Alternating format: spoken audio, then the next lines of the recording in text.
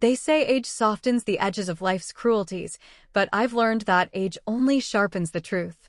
I'm Evelyn Hartman, born in 1954 in Melbourne, Australia. Back in 1988, when my husband passed away suddenly, I was left with nothing but grief, a modest bookkeeper's salary, and a son who still needed me. I felt hollow, overlooked, but then something happened that changed everything. I discovered the quiet power of resilience and numbers. Today, at 69, I'm finally sharing this because silence has protected liars for too long.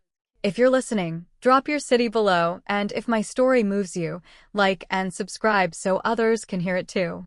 The night of my retirement party should have been a soft ending to a long career, a toast to years of careful ledgers and invisible work.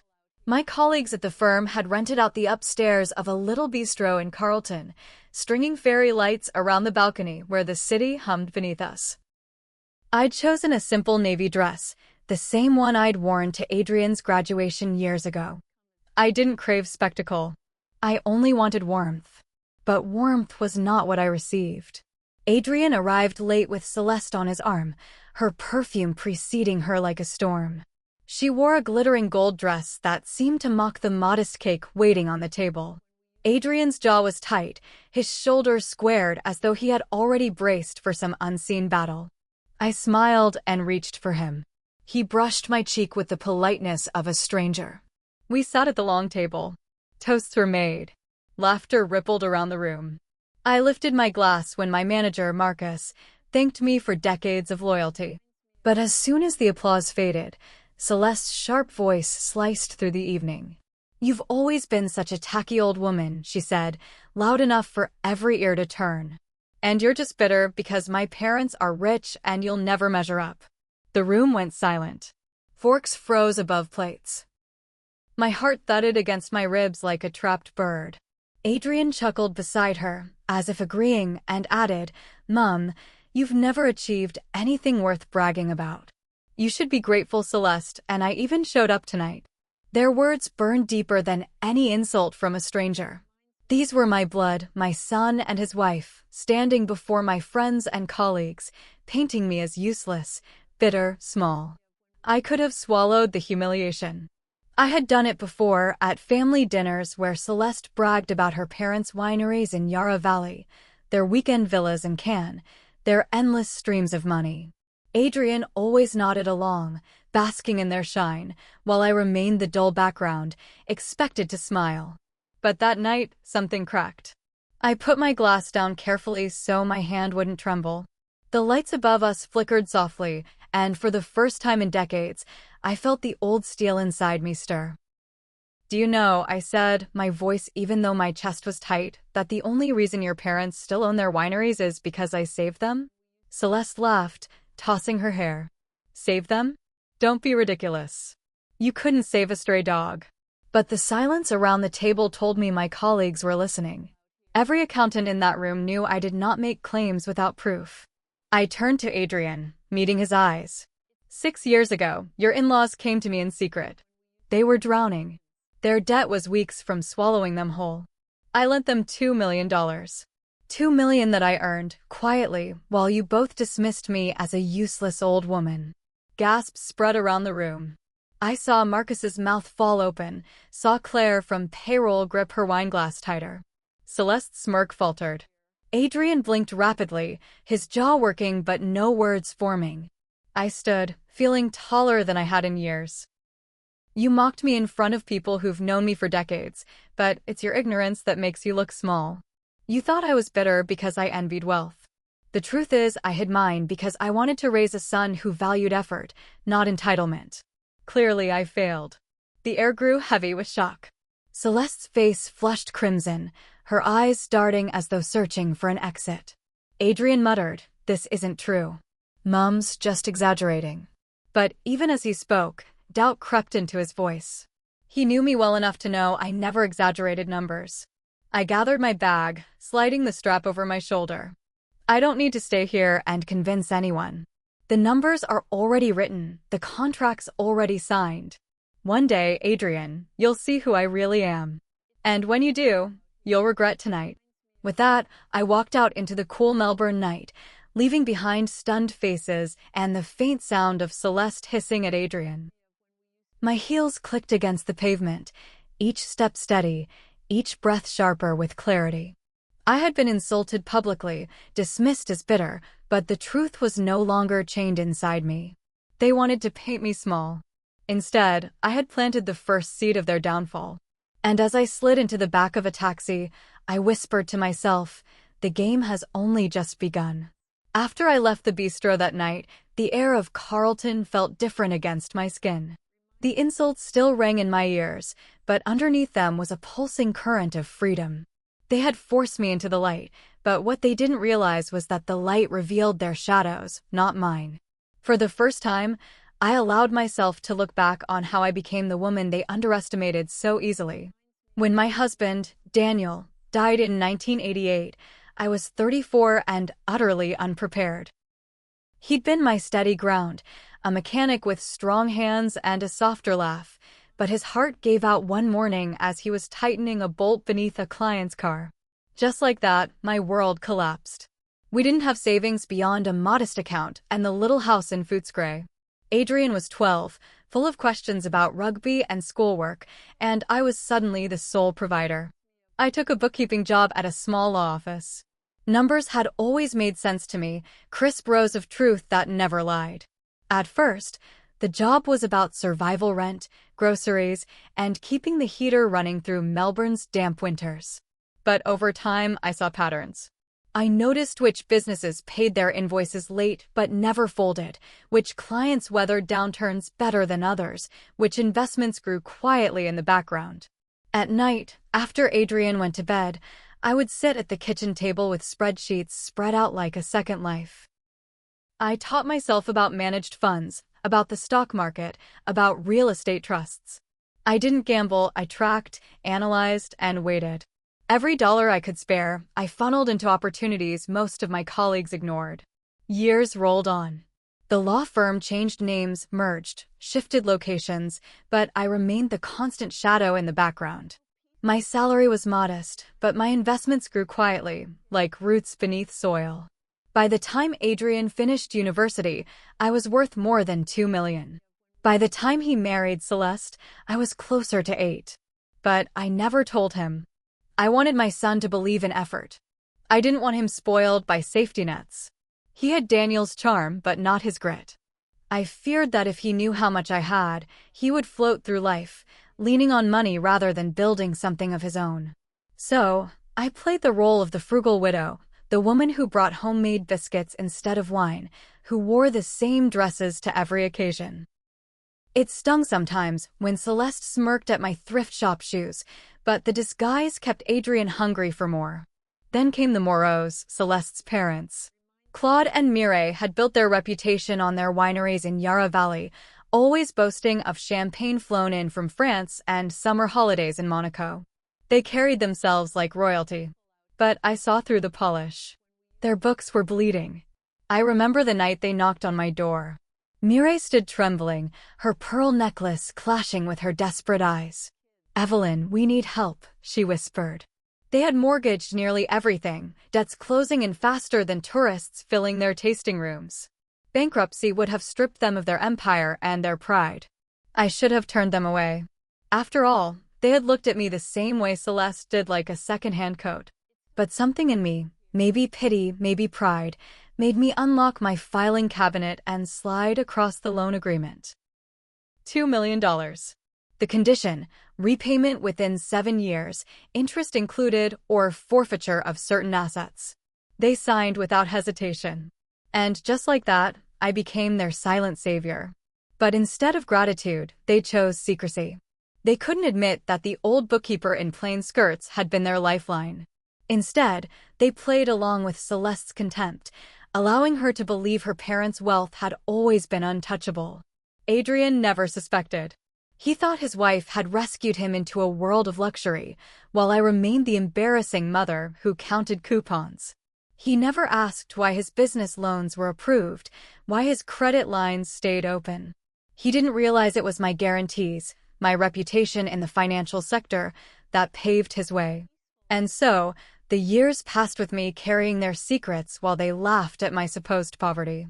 After that night at the bistro, though, something inside me hardened. If they wanted to humiliate me, I would remind them who held the strings. I went home, opened the locked cabinet in my study, and pulled out the Moreau's loan documents. Every clause, every repayment deadline, every signature was intact. The next morning, I called my solicitor, Helen Fisher, a sharp woman with a voice like clipped glass. I want to activate the repayment clause, I told her. Full amount. Immediate. Helen paused. That will ruin them, Evelyn. They ruined themselves, I replied. I simply stopped protecting them.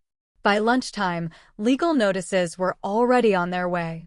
I could almost hear Mireille's scream echoing across the vineyards. But I didn't stop there. That same afternoon, I contacted Adrian's bank. Remove my guarantees on his business loans, I instructed. Without my silent backing, his credit line shrank overnight. His construction firm, built on shaky margins, would soon feel the pinch. I wasn't acting from spite, I was reclaiming myself. For decades, I had been the invisible safety net. Now, I was cutting the ropes. If they wanted to see me as useless, let them learn how much of their world crumbled without me. That evening, I sat by my window, looking out at the tram lines glinting in the dusk. For the first time in years, I felt something close to peace. I didn't need to shout. I didn't need to fight in public. Numbers would do the work for me. Contracts would tell the truth. I whispered Daniel's name into the quiet. You'd be proud of me, I said. I'm finally stepping out of the shadows. And though the night was still, I swore I felt him beside me, his steady presence reminding me that dignity was never about what others gave you, it was about what you claimed for yourself. The fallout came faster than even I anticipated. Within days of the legal notices landing at the Moreau estate, my phone began buzzing with calls that I had no interest in answering. Mireille left voicemails dripping with desperation, her once perfect French accent cracking under the weight of panic. Claude tried a different approach, threatening legal countermeasures that he had neither the funds nor the grounds to pursue. I ignored them both. For decades I had lived unseen, letting others define me. Now I would not bend. 2 weeks later, Adrian came to my house. He didn't knock politely. He pounded at the door until the hinges rattled. When I opened it, his face was red, his eyes wild. "Mom," he spat, "what the hell have you done? You've destroyed Celeste's parents. They're humiliated. Their vineyards are being seized, their accounts frozen. Do you know what this is doing to my marriage?" I met his anger with calm. "Adrian, I didn't destroy them. Their greed did. I merely stopped shielding them." He ran a hand through his hair, pacing like a trapped animal. "Why didn't you tell me? Why did you keep all this hidden, your money, your help? You let me believe you were poor. You let Celeste treat you like nothing," his voice broke. For the first time in years, I saw not the arrogant businessman, but my boy, lost and bewildered. I closed the door behind him and gestured toward the lounge. He sat stiffly on the edge of the couch. "I didn't tell you," I said slowly, "because I wanted you to stand on your own feet. I didn't want you relying on handouts. I wanted you to have the resilience your father had." His eyes flashed. "You think I haven't worked? I've bled for my company. I've fought for every contract. And who signed off your loans? Who backed your credit when the banks hesitated?" I leaned forward, my voice low but steady. "It was me, Adrian. Always me. You just never cared to ask." The silence between us stretched until it threatened to snap. Finally, he whispered, "Celeste is pregnant." For a moment, my resolve wavered. A grandchild. The thought of new life tugged at the edges of my heart, softening me. "That doesn't erase what she's done," I said gently. "But it does mean you have something worth fighting for that isn't money." He buried his face in his hands. "What do you want from us? What's the price for peace?" I let the question hang before answering. "The Moreaus repay what they owe. In full. Only then will I consider reconciliation." Adrian's shoulders slumped. He knew the impossibility of it, but he also knew I meant every word. The months that followed were a lesson in silence. I didn't gloat, I didn't taunt. I simply lived. I expanded my work quietly, taking on clients who valued discretion and strength. By winter, I had built a boutique wealth management firm from the ground up, staffed with people who had once doubted me but now followed my lead. The satisfaction wasn't in the money, it was in the truth finally being lived aloud. The Moreaus crumbled. Their name, once a beacon in Yarra Valley, became a whisper of failure. They sold their properties to cover fragments of their debt, but the $2 million hung around their necks like a stone they could never shed. Celeste, stripped of the illusion of endless wealth, grew thin and pale. Adrian's company downsized, yet he survived. Without my guarantees, he finally tasted the bitter medicine of responsibility. He worked harder, longer, and though success came in smaller pieces, it was his to claim. I watched from a distance, resisting the urge to step in. Sometimes love means refusing to rescue. 6 months after the party, my doorbell rang. I opened it to find Celeste standing there, her hair unkempt, her expensive clothes replaced by something simple. In her arms, wrapped in a pink blanket, was my granddaughter.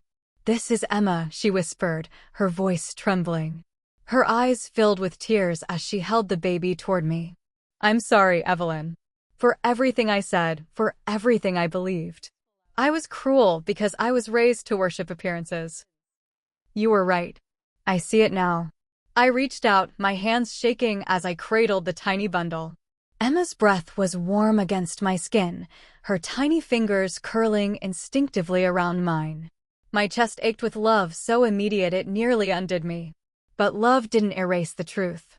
I looked at Celeste, who stood broken yet honest for the first time. "Apologies are easy," I said softly. "Change is harder. If you want a place in my life, in Emma's life, there will be conditions. Respect. Honesty. No more lies." Celeste nodded vigorously, tears streaming down her cheeks. "Yes, whatever it takes." I invited her in. For the first time, my home felt fuller than it had in years. As we sat together, Emma sleeping between us, I realized this was not forgiveness, it was a beginning. A chance to shape the future with clearer eyes. Adrian visited later that week. He didn't argue. He didn't demand it. He simply sat at my table, watching his daughter sleep in my arms. His silence was apology enough. For the first time in decades, we talked not about money, not about status, but about memories of Daniel, about fears of fatherhood, about what mattered beyond pride. I had reclaimed my dignity, but more than that, I had chosen who to let back into my circle. Not out of obligation, but out of choice. That was the sweetest victory of all. Now, when I walk through the city streets, people see not a frugal widow, but a woman who wrote her own story. I am Evelyn Hartmann, bookkeeper, investor, mother, grandmother. I am not bitter, not tacky, not less than anyone. I am whole. And as Emma's tiny laugh fills my home, I know that my revenge was never about destruction, it was about truth. And truth, once spoken, sets everything free. Moral lesson: true strength lies in dignity and boundaries. Healing begins when we choose love without surrendering self-respect or silent power. Like this story? Please like, subscribe, share with friends, and drop your thoughts in the comments. I'd love to hear your perspective.